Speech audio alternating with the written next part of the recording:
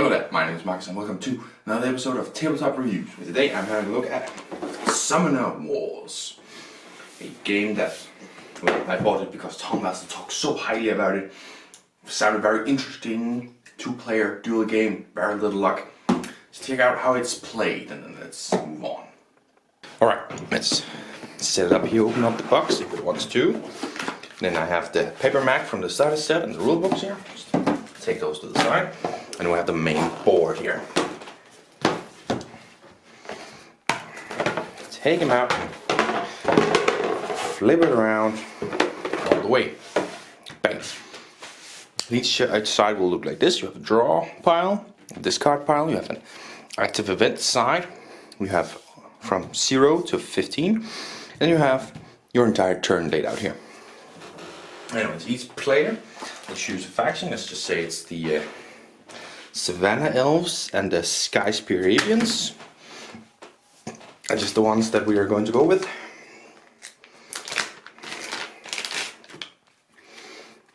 So you have here your summoner unit, it says up here, and on the back of that you will see that you will start how your starting position is, and you can see triangle is an Airy Sage and the square is an Airy Steward, and then you have your starting gate at 10 health, and this is how you're going to set it up. So the Airy Steward, 1, 2, goes here. Then you have the Airy Sage, goes here. Portal goes here, and your starting summoner unit goes there. Then the rest of the deck, of course, you shuffle it up.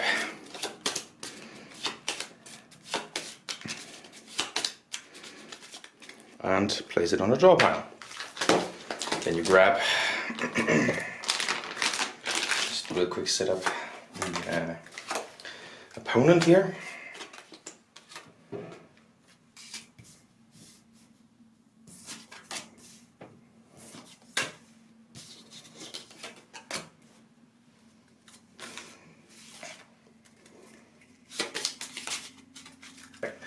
Then you'll draw up 5 cards to start. 1, 2, 3, 4, 5.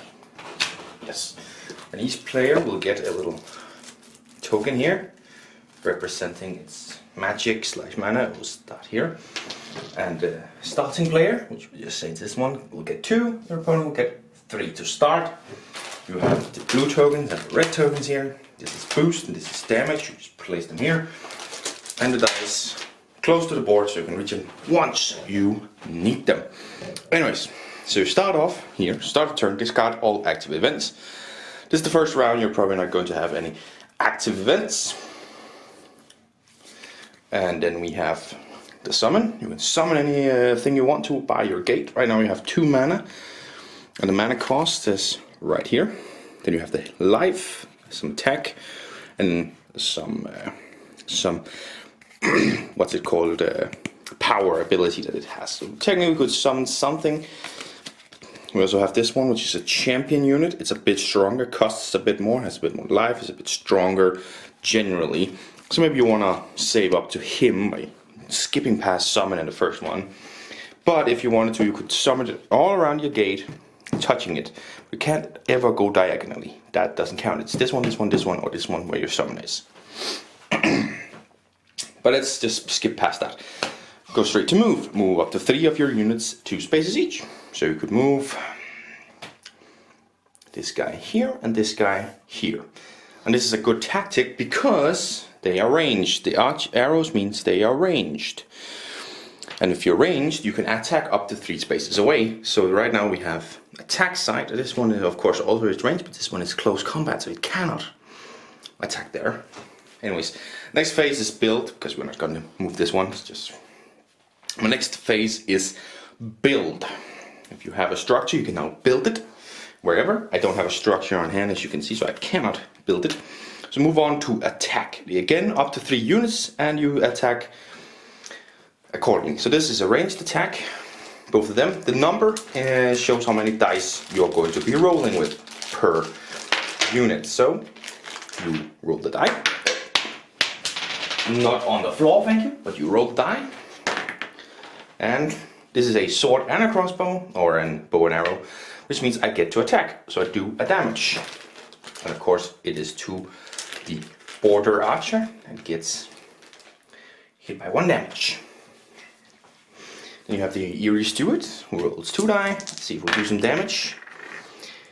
Oh, that is 2 damage. The lioness is destroyed and goes to the discard pile, which is this one over here, and the draw pile is over here. The next one is magic. This is where you discard any number of cards from your hand to try and drive up your magic. Now if we want to get the Cyrugon, which I'm kind of thinking, let's fucking do it for it, we need to get rid of 3 cards. So let's get rid of these 3, so we still have some cards on hand, and we'll just get 1, 2, 3 mana, because we get 1 for each. Then you draw up to 5 cards again. And it's a 1, and it's a 2, and it's a 3. And this is a great way to show you a event, epic event. So it says up here there's an event, it says the cost right here, and it says which phase. This is the summon phase, but it can be attacked, move, build, whatever. And then you know it has something here. Once per turn during your summon phase, and once per turn during your magic phase, you may place up to 2 friendly commons adjacent to this. So that is an ability that you can throw out there. They come in many shapes and sizes. Let's say this lioness survived over here, right? And it moved up here. It's the same gist. This is 3 attack, so it will attack with 3. And this time we want swords, and this one is 3 swords. But yeah, basically rinse and repeat that until a summoner has been destroyed, and the ones whose summoner is destroyed is, well, he's the loser. And of course there are plenty of things in here. Now one thing you can do is this just pre-build decks, but you also can build a deck of like drafting or just deck building, and you have guys like Brop here. He's a champion unit, he's a mercenary. Basically that means it's something you only use in that by sort of deck building. But the pre-construct decks are pretty good as well. Anyways, let's head back to the table. That was a very stupid cut. I guess they get dumber and dumber. One thing you probably noticed is I didn't talk very much about boost, little blue ones. But that's because whether you are going to need boost or not depends entirely on the decks. You have like the Savannah Elves right here. They use boost a lot, the ones I use there. The Goblin dudes over here don't really use boost. I can't remember the other ones right off the top of my head. But some use boost, some don't. Even the ones I showed you, Sky's Aliens, they don't really use boost. Sorry. Anyways, start about the gameplay. I like the gameplay on the battlefield. This you usually have up to 3 units you're moving around, and that sounds like a little bit. I mean, look at the deck, but you're not really going to have more than 3 units on the battlefield at a time. That's very unlikely.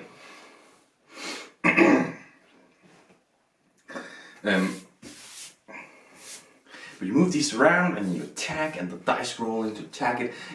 The dice just adds that little bit of luck to an otherwise not very lucky game, as the sun is shining right in. To not make it annoying that you lose, where it's like I'm just stupid. No, there's a little bit of luck in it. I was a little bit unlucky. So that I do like, and I like the fact that you have your own personal deck with your own personal powers, and you might have Savannah Elves focusing on boost a lot to your creatures, or you might have the Sky Avians, which more works on teamwork and being close to each other to really pounce in. Another thing I like about the Sky Avians is that it's a mixture of close combat and arrows, right? It's close and it's far away. I can't. What's the fucking word for that? Anyways, so very interesting. There are what I have 6 here, 2, 8, 10 different factions in here, and I believe there's 4 or even 6 more factions out already, and I will get into that a little bit on. But the gameplay is very simple and it's very good, and it's the abilities that really make for the interesting plans and the interesting strategies. I probably prefer something such as the Savannah Elves because they are sort of attack mindset, and they don't really want that staying back, defending heavily and firing arrows from afar. Well, that's completely up to yourself, of course. That's the good thing about it, about all these different decks.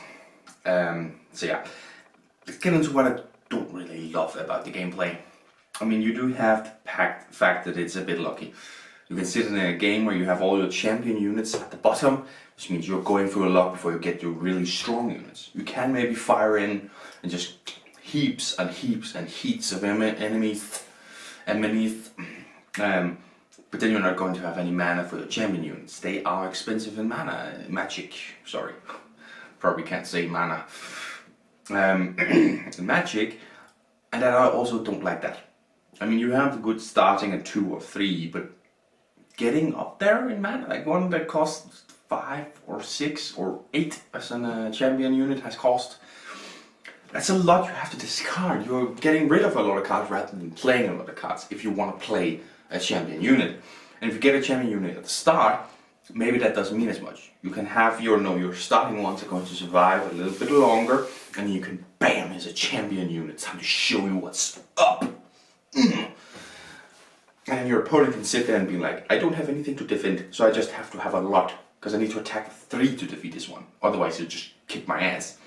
But then when I get a champion unit, I don't have any units to get rid of to play my champion unit. And as well with the events, to me, very much some events in the decks very similar. Like there's 1 or 2 where it's like very useful, and the other 2 are like magic. Like with the Savannah Elves, I remember there's one that gives you 2 adjacent what's called boost, and all of them use boost. So it's like, okay, well, I have 3 lionesses, rank them up, choose one, the one in the middle, all 3 get mana, a boost, and now they're all more powerful. Great, clearly really good. Then there's one where it's like, what was it? Summon one next to it or something. No, that's the Sky Experience. That one was kind of bad. But yeah, I really feel like that's not very leveled on those, right? Very much up and down on those. And you have the fact of the dice rolling. Like you can be very unlucky. You can have a super powerful one going up a very weak one, and you're just unlucky with your dice rolls. It's really nothing really to be done there, because that's what it's down to at the end. And I like to involve luck a little bit, but when luck can really just do or die in situations, that's kind of bad, I think. So that's a little bit what I dislike about it. Let's move on towards the theme and how does the components first. Let's talk about, well, the theme. What is the theme? It's battle of mythical beings. It is a little bit without a theme, sort of like chests moving some bricks around, and that's about it. It's very much without a theme. Component wise, the cardboard cutouts are fine. It's nice and thick cardboard cutouts, and they look nice, and they, you know exactly what you have here. The damage token is very different from the boost token, which is quite different from your magic counter. You know exactly which ones are which and how to deploy them, and the cards are really good quality. Artwork is amazing. It looks amazing. I mean, I'm totally grossed out by the orcs there, and I think that's on purpose, right? That's the kind of artwork we're dealing with here. Really, really good artwork.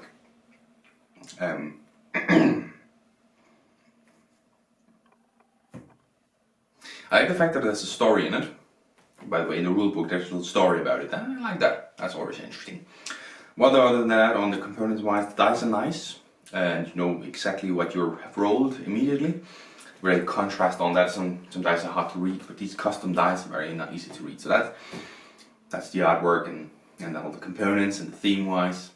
Yeah. So does it lie to you? I mean, it's a 2-player game only, and that's great because I love that. That's another compliment to it. Is that I love that it knows what it is. It's a 2-player battling game, and that's it. Anyways, where does the rest stand at?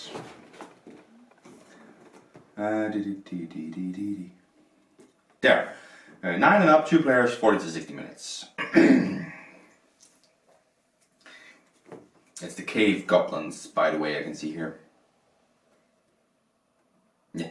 9 and up, don't agree with that. It's kind of a lot to take in about the abilities. So you could quite easily beat them if you know how to use the abilities, and they don't. don't really agree with that. Players, as I said, 2 players, that's it. It's a 2-player game, that's it. And then 40 to 60 minutes. I think that's pretty accurate, yeah. I think it takes about an hour to play through.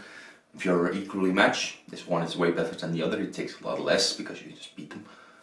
That's kind of the thing with this game, is that although it's very lucky, you can still kind of beat your opponent if you're better than them. They're better than them. Yeah. So what is my score and why? Well, my score is going to be an 8. An 8. Really like the simplicity of the gameplay, and it does do some neat things with mixing luck and skill to create a pretty good game. And the artwork really sells you. What I sort of dislike is, first of all the different factions. I don't think all of them are equally balanced, right? There's some where I definitely feel, okay, these are better used than others, but then the luck comes in and smashes that. Right, and that's where the luck isn't good. Like, if you just have a better deck, you're going to have to beat your opponent, but luck can ruin that for you, and I dislike that. So yeah, the luck is good, but it comes in too many corners to sort of ruin the game a little bit. You can stand there and like, I'm gonna hit you now. I got 6 dice. I rolled only arrows and I needed swords. That hasn't happened to me. I mean, the likelihood of that is very low, but it's still there. And just the fact that you have all this boost, and on the dice you have the lightning symbol, which is also something completely different. But you need specific cards to use that, right? Not all the cards use it. If you roll a lightning strike, it's really good for one, it just doesn't matter for another. And that's, as I said, feels a little bit unbalanced. The fact that there's a deck in here and a faction that uses those lightning bolts and the boost feels like they have an edge. They have more to use against you than if you don't use any of that. Yeah, and I like the fact that there's decks for different things. There's someone for me where I'm like, can I just get some strong motherfuckers to come in and just break shit up? Yes. And then someone else can sit and, can I get something where I can play defensively, avoiding you and hitting you from afar? Yes, you can. Here it is. That's neat. But it feels a little bit unbalanced in some of the ones. I mean, definitely some of them are better than others, I think, of the factions. And that's not really brilliant. But the gameplay itself is really good. And I love having it on the table. So it's an 8 out of 10. Am I keeping it? Well, the answer is no.